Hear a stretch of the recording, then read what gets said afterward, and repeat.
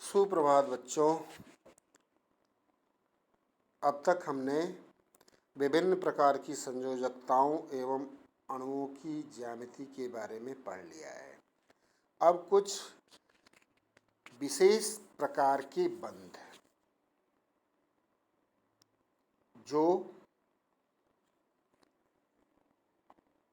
Van der वाल बल यानी वह बल जो किसी पदार्थ की द्रव या ठोस अवस्था में उसको अणुओं को परस्पर आकर्षित करता है, वान डेर वाल बल कहलाता है। यह एक दुर्बल बंध है और इस वान डेर वाल बल के कारण कुछ बंध बने थे। आज हम कुछ विशेष प्रकार के बंधों के बारे में पढ़ेंगे। पहला है धात्विक आबंध। धातु और मिश्र धातु वो विशेष प्रकार के इस धात्विक बंध के द्वारा जुड़े होते हैं। जैसे इसको हम लिथियम की उदाहरण से स्पष्ट कर सकते हैं। लिथियम का इलेक्ट्रॉनिक विन्यास होता है 1s2 परमाणु क्रमांक 3 होता है। इसकी संरचना से पता ये चलता है कि प्रत्येक लिथियम परमाणु 8 अन्य परमाणुओं से घिरे हैं। चूंकि लिथियम के संयोजी कोष में केवल एक इलेक्ट्रॉन होता है, अतः लिथियम का एक परमाणु 8 अन्य परमाणुओं से सहसंयोजक बंध नहीं बना सकता। चूंकि इनके संयोजी कोष में रिक्त ऑर्बिटल होते हैं, अर्थात इसके संयोजी कोष में एक से अधिक इलेक्ट्रॉन हो सकते हैं। अतः किसी एक इलेक्ट्रॉन की स्थिति किसी एक परमाणु में निश्चित नहीं होती तथा यह उस ठोस में उपस्थित सभी परमाणुओं का अंग माना जा सकता है। अर्थात ऐसे बल जो किसी धातु के परमाणु को उसके प्रभाव क्षेत्र के सभी इलेक्ट्रॉनों से बांधे रखते हैं, धात्विक आबंध कहलाते हैं। आप देखिए यहाँ पर लिथियम का कोर दिया हुआ है, इससे एक इलेक्ट्रॉन सटा हुआ है और ये सभी के सभी एक विशेष प्रकार के धात्विक बंध के द्वारा जुड़े हुए हैं।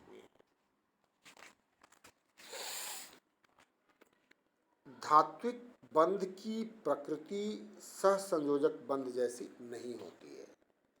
ये अदिशात्मिक होती है तथा सहसंयोजी बंध से दुर्बल होती है। अब त्रिकेंद्रीय इलेक्ट्रॉन युग्म आबंध। कुछ अणुओं में इलेक्ट्रॉनों की संख्या सहसंयोजी बंध बनाने की आवश्यक संख्या से कम होती है। इन अणुओं को न्यून इलेक्ट्रॉन अणु कहते हैं।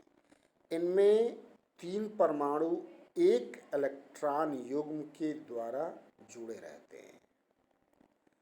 3 परमाणुओं के मध्य बने इस प्रकार के बंध को त्रिकेंद्रीय इलेक्ट्रॉन युग्म बंध कहा जाता है।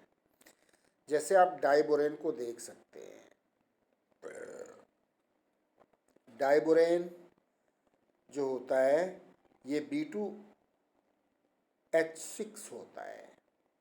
इसमें 2 त्रिकेंद्रीय इलेक्ट्रॉन युग्म बंध होते हैं। आप देखिए बेरिलियम के बाद बोरान आता है। बोरान की बाहरी कक्षा में 3 इलेक्ट्रॉन हैं, जिसमें से 2 इलेक्ट्रॉनों का साझा क्रमशः इन 2 हाइड्रोजन के साथ हुआ है। बोरान के पास बचा 1 इलेक्ट्रॉन, यहाँ भी बोरान के पास बचा है 1 इलेक्ट्रॉन और हाइड्रोजन के पास बचा है 1 इलेक्ट्रॉन। तो यह कुल मिला के यह देखिए आप, यह त्रिकेंद्रीय हुआ। इसी को यहाँ पे इसके द्वारा ये दिखाया गया है। त्रिकेंद्रीय इलेक्ट्रॉन युग्म आबंध है ये।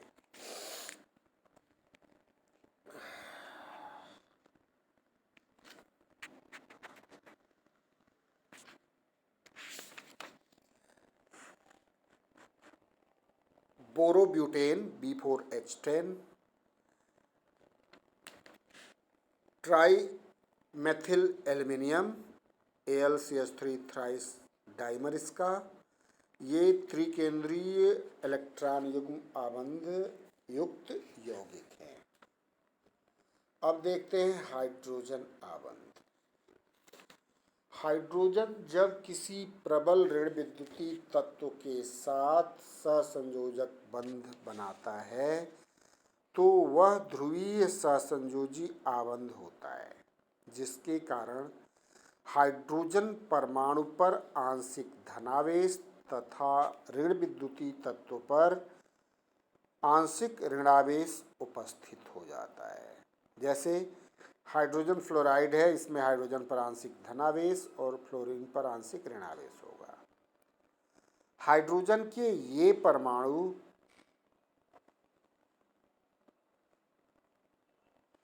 अन्य परमाणुओं किसी ऋण विद्युतीय तत्व के परमाणुओं से स्थिर वैद्युत आकर्षण के द्वारा जुड़ जाता है।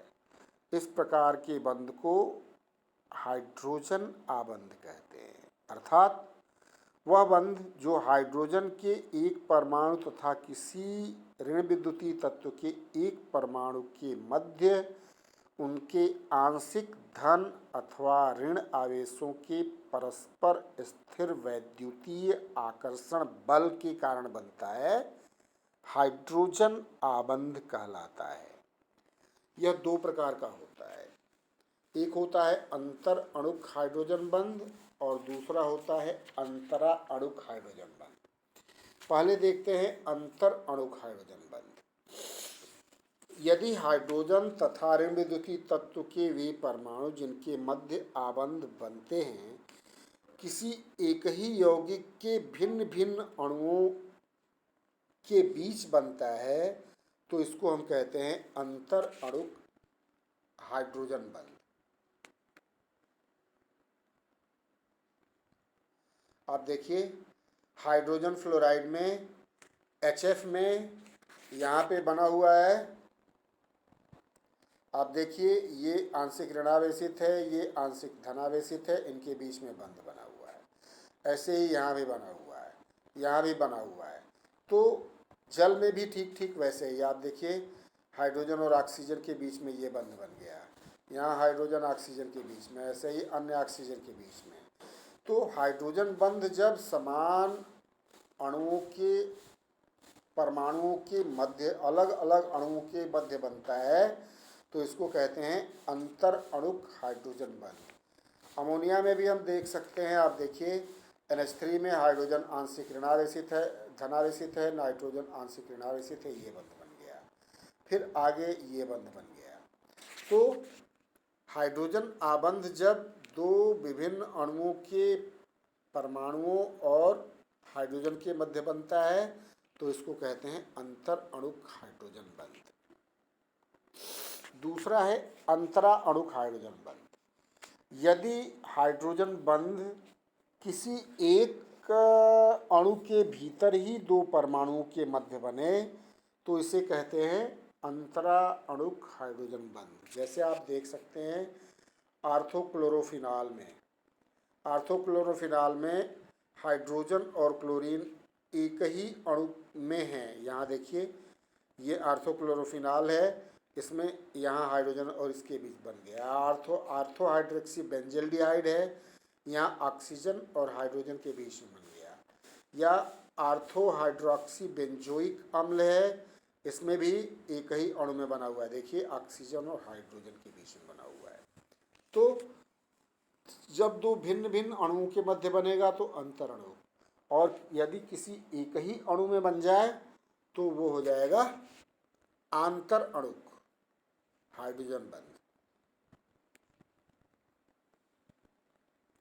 अब इसकी प्रकृति, जैसा कि बनने की दशा में ही हमने बताया कि स्थिर वैद्युत आकर्षण बल की प्रकृति होती है, लेकिन चूंकि हाइड्रोजन और विद्युत ऋणी तत्वों पर अत्यंत सूक्ष्म आवेश होता है, इसलिए हाइड्रोजन बंध को द्विध्रुव आकर्षण माना जाता है। हाइड्रोजन बंध की औसत ऊर्जा 2 से 10 किलो कैलोरी प्रति मोल के करीब होती है तथा यह आयनिक व सहसंयोजी दोनों बंधों से क्षीण होती है। हाइड्रोजन बंध की शक्ति इससे जुड़े दोनों परमाणुओं पर निर्भर करती है। जैसे हाइड्रोजन तथा फ्लोरीन के बीच बना हुआ हाइड्रोजन बंध 7 किलो कैलोरी पर मोल होता है, इसकी बंध वियोजन ऊर्जा। हाइड्रोजन नाइट्रोजन के बीच में यह 1.5 किलो कैलोरी पर मोल हो जाता है। KHF2 में हाइड्रोजन बंध शक्तिशाली परंतु आयनिक एवं सहसंयोजी बंध में 1.4 गुना क्षीण होता है तथा इसकी बंधन ऊर्जा लगभग 27 किलो कैलोरी पर मोल होती है। अब हाइड्रोजन बंध के आधार पर पदार्थों के कुछ भौतिक गुणों की व्याख्या। अब यहाँ देखिए, भौतिक अवस्था। अणुओं के मध्य हाइड्रोजन बंध उपस्थित होने पर उसकी द्रव तथा ठोस अवस्था प्राप्त करने की प्रकृति बढ़ जाती है, जबकि जैसे H2S गैस और H2O द्रव है। उच्च अणुभार। हाइड्रोजन बंध के कारण संयोजित होकर बहुत से अणु बड़ा अणु बना लेते हैं, जिससे उनका प्रेक्षित अणुभार बढ़ जाता है। जैसे HF के 2 अणु आपस में द्विगुणित होते हैं, प्रेक्षित अणुभार 40 सामान्य 20 से अधिक है।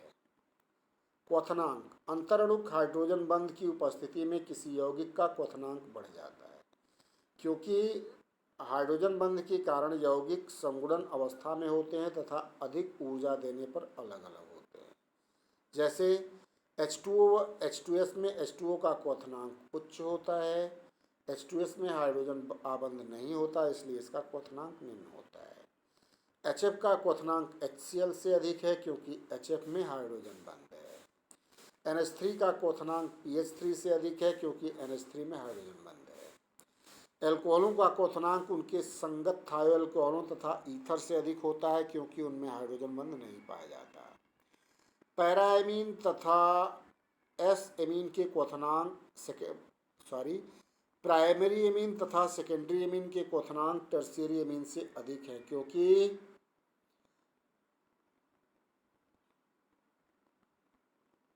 प्राइमरी और सेकेंडरी में हाइड्रोजन आबंध होते हैं। जल में विलेयता। एक संयोजी यौगिक जल में अल्प विलेय अथवा अविलेय होते हैं, परंतु वे सहसंयोजी यौगिक जो जल के अणु के साथ हाइड्रोजन बंध बना सकते हैं, जल में अधिक विलेय होते हैं। जैसे एल्कोहल, कार्बोनिल यौगिक इत्यादि जल में विलेय हैं, क्योंकि ये जल के साथ हाइड्रोजन बंध बनाते हैं, जबकि हाइड्रोकार्बन, थायो एल्कोहल इत्यादि जल में अविलेय है। ग्लाइकाल, ग्लिसरॉल, पॉलीविनाइल एल्कोहल इत्यादि जल में अति विलेय हैं, क्योंकि यौगिक में जल की विलेयता हाइड्रोजन बंध के कारण होती है। उच्च श्यानता। किसी यौगिक में एक अणु जितने अधिक अंतर अणुक हाइड्रोजन आबंध बना सकता है, उसकी श्यानता उतनी ही उच्च होती है। इसी कारण ग्लिसरॉल की श्यानता अधिक होती है। तो हाइड्रोजन अब सहसंयोजकता का क्वांटम सिद्धांत। परमाणु संरचना की आधुनिक अवधारणा के अनुसार इलेक्ट्रॉन विभिन्न ऑर्बिटलों में रहते हैं तथा किसी एक ऑर्बिटल में अधिकतम 2 इलेक्ट्रॉन रहते हैं और इनकी चक्रण या स्पिन विपरीत होती है।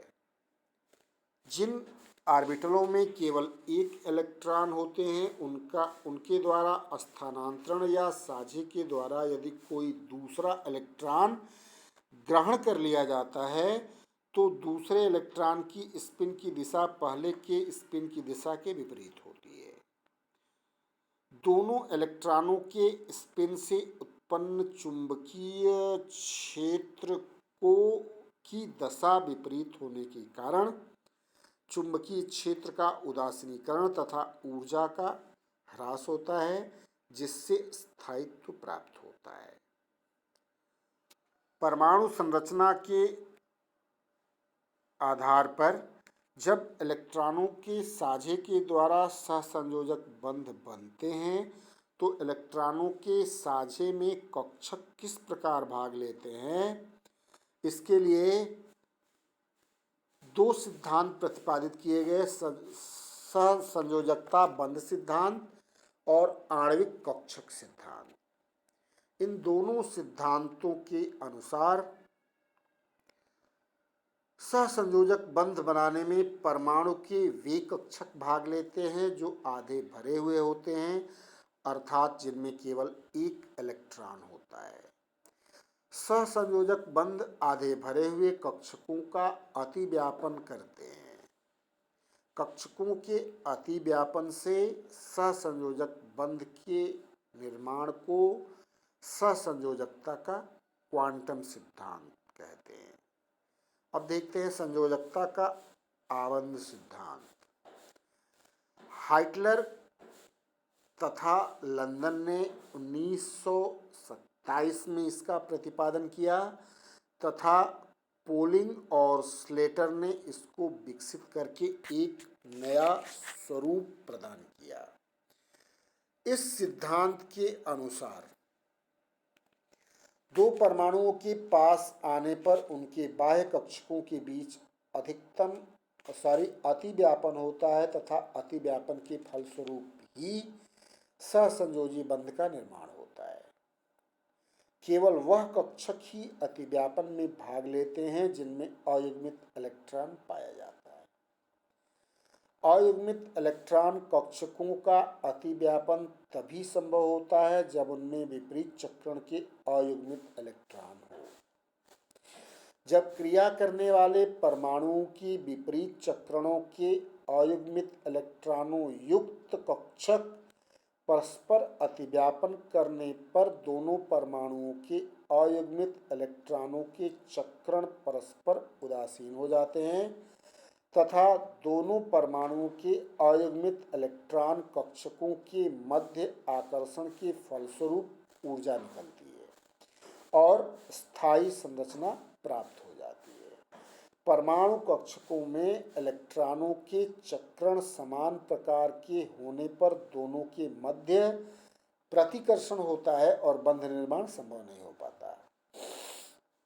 दो कक्षकों के अतिव्यापन के फलस्वरूप एक नए बंध कक्षक का निर्माण होता है तथा इलेक्ट्रॉन युग्म पाए जाने की प्रायिकता इस बंध कक्षक में ही अधिकतम होती है। सहसंयोजी आबंध की शक्ति अतिव्यापन की सीमा पर निर्भर करती है। जितना अधिक अतिव्यापन होगा बने हुए सहसंयोजकीय बंध की शक्ति उतनी ही अधिक होगी। यदि किसी परमाणु में एक से अधिक अयुग्मित इलेक्ट्रॉन युक्त ऑर्बिटल हैं तो बहु आबंध का निर्माण हो सकता है। अतिव्यापन से निर्मित अणु में संघटक परमाणुओं की पहचान अक्षुण्ण रहती है। सहसंयोजकीय बंध अधिकतम अतिव्यापन की दिशा में स्थित होता है। इस प्रकार सहसंयोजकीय बंध की प्रकृति दैशिक होती है। किसी सहसंयोजी बंध की बंध ऊर्जा दो कारकों की वजह से होती है। नंबर 1, दोनों परमाणुओं के नाभिकों का अपने बीच बंध कक्षक में उपस्थित इलेक्ट्रॉनों के प्रति आकर्षण तथा विपरीत चक्रणों के इलेक्ट्रॉन के बीच चुंबकीय आघूर्ण से उत्पन्न आकर्षण। इसके बाद पॉलिंग स्लेटर ने अतिव्यापन की सीमा के संबंध में एक सिद्धांत दिया और उनके अनुसार दो अयुग्मित कक्षकों के बीच अधिकतम अतिव्यापन की सीमा उन कक्षकों की प्रकृति एवं अतिव्यापन के प्रकार पर निर्भर करती है। अतिव्यापन दिखाने वाला कक्षक जितना नाभिक के पास होगा अतिव्यापन उतना ही अधिक होगा व बंध ऊर्जा उतनी ही अधिक होगी। बंध ऊर्जा 1:1 is greater than 1:2 is greater than 2:2 is greater than 2:3। सदिश कक्षकों P कक्षक का अतिव्यापन अदिश कक्षक S की तुलना में अधिक अधिक होता है तथा बंद ऊर्जा भी अधिक होती है। यानी बंद ऊर्जा NP is greater than NP NS is greater than NS NS। अयुग्मित इलेक्ट्रॉन कक्षकों का अतिव्यापन दो प्रकार का होता है। नंबर 1 अक्षीय अतिव्यापन सिग्मा बंध बनाएगा और नंबर 2 पार्श्व अतिव्यापन पाई बंध बनाएगा। परमाणविक अतिव्यापन में पहले SS ओवरलैप देखते हैं। इनका अक्षीय अतिव्यापन होता है। आप देखो 1s दोनों आपस में अतिव्यापित होकर के हाइड्रोजन अणु बना रहे हैं। दोनों में एक एक इलेक्ट्रॉन है, अयुग्मित इलेक्ट्रॉन है, इसलिए यह SS ओवरलैप है, सिग्मा बंध बनेगा।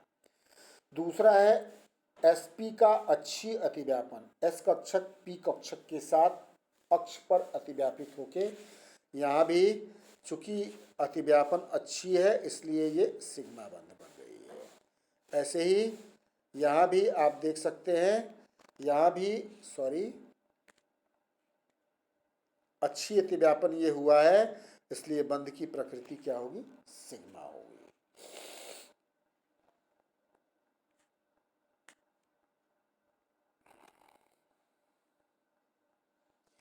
PP में दो तरह का अतिव्यापन होता है। एक होता है अक्षीय अतिव्यापन और दूसरा होता है पार्श्व अतिव्यापन। यहाँ पर हम अक्षीय अतिव्यापन दिखाएंगे। px ऑर्बिटल के साथ दोनों सिमिलर एक्सिस पर हैं। इनका अतिव्यापन जो होता है इसके फलस्वरूप सिग्मा बंध बनती है। लेकिन अगर इनका अक्षीय अतिव्यापन न हो करके पार्श्व अतिव्यापन हो, यहाँ देखिए आप p कक्षक में, यहाँ दोनों एक अक्ष पर नहीं है, इसलिए इनके मध्य ये पार्श्व अतिव्यापन हो रहा है दोनों साइड में। तो इस प्रकार का जो बना बंध है ये दो भागों में ऐसे विभक्त हो जाता है और बंध बनता है पाई। यहाँ पे पाई बंध का निर्माण होता है। अर्थात अक्षीय अतिव्यापन से सिग्मा बंध, SS ओवरलैप और SP ओवरलैप अक्षीय अतिव्यापन होता है, जबकि P में PX अक्षीय अतिव्यापन है और PY और PY पार्श्व अतिव्यापन। तो केवल आज के लिए इतना ही। धन्यवाद।